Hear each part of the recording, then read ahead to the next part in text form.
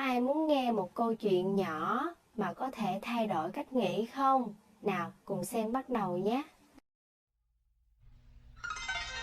Có những thứ mình chỉ cần nghe lại thôi là tự nhiên thấy sống mũi cay cay.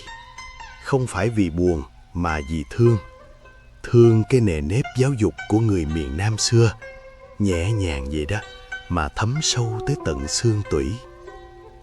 Ngày xưa, trong gia đình miền Nam, vợ chồng không gọi nhau bằng anh em cho sang, mà gọi một tiếng nghe mộc mạc lắm, mình.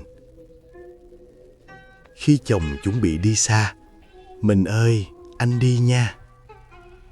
Vợ không dặn dò cao xa gì, chỉ nhỏ nhẹ, dạ, anh ráng giữ gìn sức khỏe nhà mình. Chỉ hai chữ nhà mình thôi mà nghe đủ hiểu, đi đâu thì đi, vẫn có một mái nhà đợi về.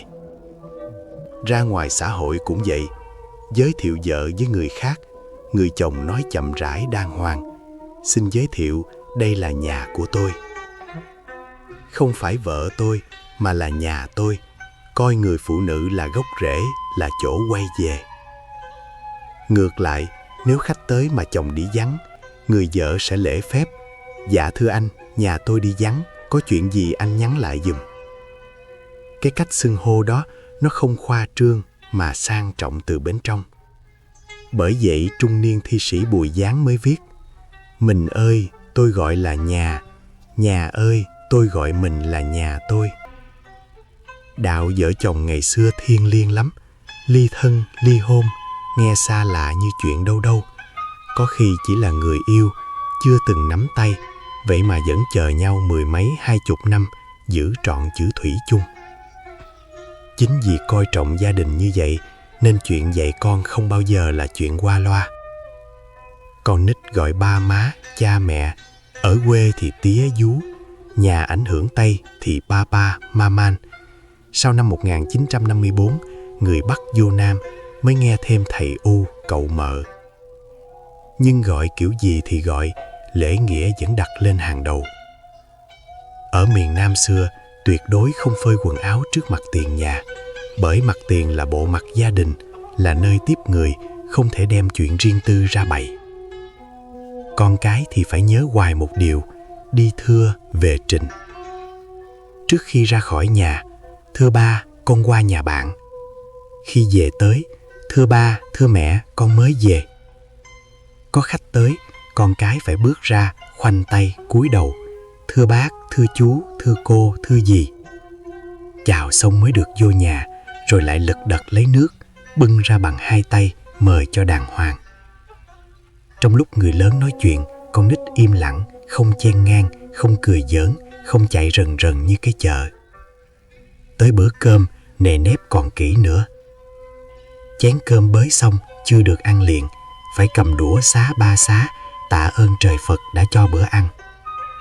Chờ người lớn ăn trước, mới ăn cơm trắng một miếng, nhai xong rồi mới gắp thức ăn. Gắp thì gọn gàng, không bươi móc trong dĩa. Canh thì múc ra chén riêng, không lấy muỗng chung hấp trực tiếp. Trong bữa ăn, không nói chuyện, không uống nước liên tục, không làm chén đũa kêu lảng xẻng. Ăn phải nhẹ, không xì sụp, không sột soạt, và nhất là không được ở. Hồi đó mà lỡ ở một cái là biết thân liền. Con gái tới tuổi lớn càng phải giữ nề nếp. Ngồi phải khép chân, không nằm ngửa lung tung, không tự ý ra nhà trước chào khách khi chưa được cha mẹ cho phép. Nói năng phải chuẩn mực, tránh xa mấy lời dung tục. Mấy cái tật nhỏ nhỏ thôi, như kéo dép lẹt xẹt, ăn cơm hớt, chen lời người lớn, hay ăn xong mà đùa giỡn ồn ào là ăn trỗi lông gà liền, khỏi cần biên bản. Nghe thì nghiêm, mà nhờ vậy con nít lớn lên biết điều, biết trên, biết dưới, biết kính người, nhường người. Chỉ từ mấy cái chuyện ăn, nói, đi, đứng, ông bà mình đã dạy con cháu nên người. Để rồi qua bao thế hệ, người miền Nam vẫn được nhớ tới là lễ phép, gia giáo, khiêm cung, khoan hòa. Giờ đây, nếu mỗi người con đất Nam giữ lại được một chút nề nếp xưa truyền cho con cháu mình, thì đó không chỉ là giữ một thói quen, mà là giữ một danh tiếng đẹp của cả vùng đất. Trong phần bình luận, Sen luôn mong được lắng nghe. Đăng ký kênh để đồng hành cùng Sen nha.